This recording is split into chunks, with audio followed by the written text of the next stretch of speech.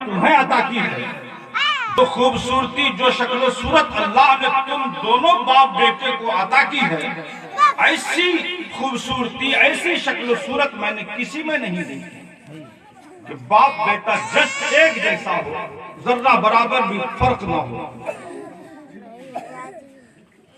وہ انسان عرض کرتا ہے امیر المومنین،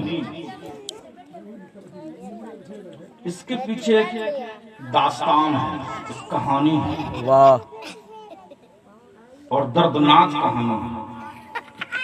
امیر المومنین فرماتے ہیں آخر کون سی کہانی ہے، کون سا دردناک واقعہ ہے؟ شخص عرض کرتا ہے، سنیں اس واقعے کو سنیں۔ وہ انسان عرض کرتا ہے امیر المومنین، میرا یہ بچہ جب اپنی ماں کے پیٹ میں تھا تو میں تجارت کی غرض سے یا کسی غرض سے کہیں جا رہا تھا، اپنے سفر پہ آمادہ ہونے لگا۔ آج والا زمانہ آج سے 1400 سال پہلے نہیں تھا کہ لوگ مہینوں کا سفر گھنٹوں میں کر لیا کرتے ہیں، یا پھر جس کام سے لوگ جاتے ہیں اس کام کو فوراً کر لیتے ہیں، یا پھر فون پہ بھی لوگ آج کے دور میں کام کر لیتے ہیں۔ یہ زمانہ آج سے 1400 برس پہلے نہیں تھا۔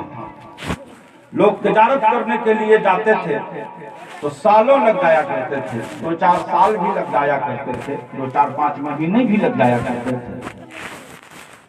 وہ انسان عرض کرتا ہے کہ میں تجارت کی غرض سے دور نکل گیا، سفر پہ آمادہ ہو گیا،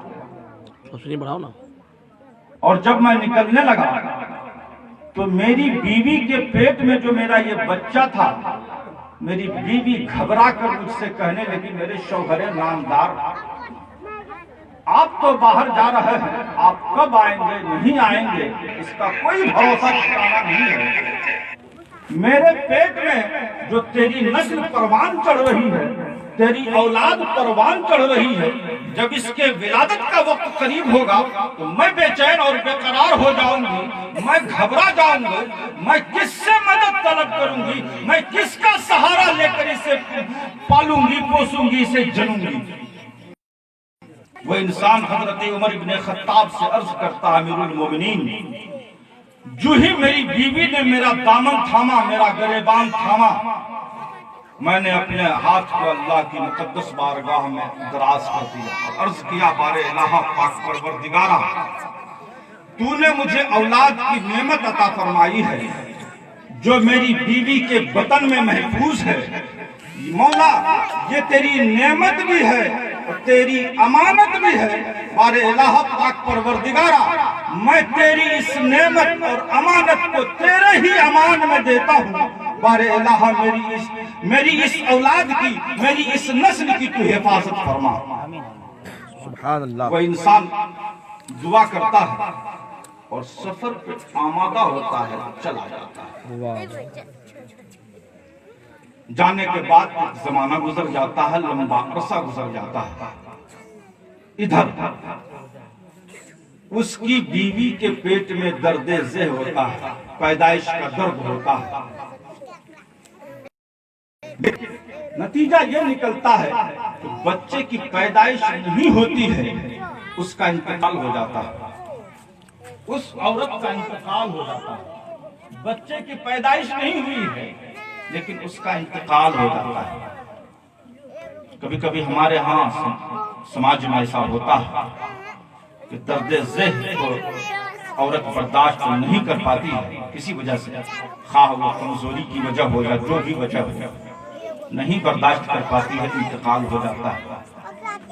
اس کے پیٹ میں جو بچہ ہے وہ بچہ زندہ ہے یا مردہ اس کا علم ہمیں نہیں ہے، ڈاکٹروں کو اس کا علم ہے۔ لیکن کیا آپ نے کبھی دیکھا ہے کہ ایسی عورت کا پیٹ چیر کر بچہ باہر نکال لیا گیا؟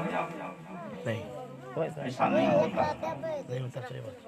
لوگ کرتے کیا ہے کہ اس مردے کو، اس میتہ کو قبر میں دفن کر دیتے ہیں۔ اس کے پیٹ میں جو بچہ پل رہا ہے ہمیں اس کی پرواہ نہیں ہوتی ہے۔ حالانکہ غالباً علماء فرماتے ہیں کہ ایسی صورت میں اس کے پیٹ کا آپریشن کر کے اگر بچہ زندہ ہے تو اسے نکال لیا جائے، اس کی پرورش کی جائے۔ वो इंसान अर्ज करता है अमीरुल मोमिनीन, मेरी बीवी को दर्द ज़ह लाहिक हुई और बच्चा पैदा होने से पहले उसका इंतकाल हो गया। लोगों ने उसे कब्र में दफन कर दिया। जब मैं कुछ अरसे के बाद परदेश से अपने देश में आया, अपने घर आया, तो मैंने देखा कि मेरे घर के दरवाजे पर ताला लटक रहा है, जंजीर चढ़ी हुई है, दरवाजा मुकफ्फल है, बंद है। मैंने अपने पड़ोसी से पूछा कि मेरे घर में मेरी बीवी रहा करती थी, मेरी बीवी कहाँ चली गई है? वो शख्स अर्ज करता अमीरुल मोमिनीन, मैंने अपने पड़ोसी से पूछा तो मेरे पड़ोसी ने कहा कि तुम्हारी बीवी का तो तुम्हारे जाने के कुछ ही दिनों के बाद इंतकाल हो गया था, लोगों ने उसे फला कब्रिस्तान में दफन कर दिया है। वो शख्स अर्ज करता है कि मैंने अपनी बीवी की कब्र नहीं देखी है, लिहाजा तुम मेरी मदद करो, मेरे साथ चलो और मेरी बीवी की कब्र दिखा दो।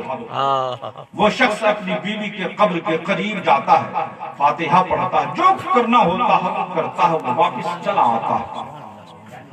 रात के सन्नाटे में जब वो बिस्तर इस्तिराहत पर जाता है तो उसके दिल में एक बेचैनी तारी होती है, बेकरारी पैदा होती है और इस्तिराब की हालत बेचैनी में अपने बिस्तर को छोड़ता है और कब्रिस्तान की तरफ चला जाता है। वह इंसान हजरत अमीरुल मोमिनीन से अर्ज करता है, अमीरुल मोमिनीन, मैं रात में जब बेचैन हुआ, बेकरार हुआ, मेरा दिल मुजमहिल हुआ तो मैं अपने बिस्तर इस्तिराहत को छोड़ता हूँ, कब्रिस्तान चला जाता हूँ, अपनी बीवी के कब्र के करीब चला जाता हूँ। मेरा दिल मुझे झिंझोड़ता है कि कब्र को उखाड़ो, कब्र की बत्तियों को उखाड़ो, कब्र को खोलने की कोशिश करो, लेकिन मैंने कब्र को नहीं खोला, मैं चला आया। मैं जो ही बिस्तर पे गया फिर मेरा दिल बेचैन हो गया, मेरी रूह कांप गई, मैं सो नहीं सका, मुझे इत्मीनान नहीं हो सका। मैं फिर बिस्तर से उठा, फिर कब्रिस्तान गया, अपनी बीवी के कब्र के करीब गया, फातिहा पढ़ने लगा और दिल ये गवारा कर रहा है, दिल मुझे झिंझोड़ रहा है कि कब्र के पल्ले को उठाओ, कब्र को खोदने की कोशिश करो, कब्र को खोदो, कब्र के तख्ते को उखाड़ो। लेकिन मैं कब्र को खोदने में शर्म महसूस कर रहा था, डर महसूस कर रहा था। मैं कब्र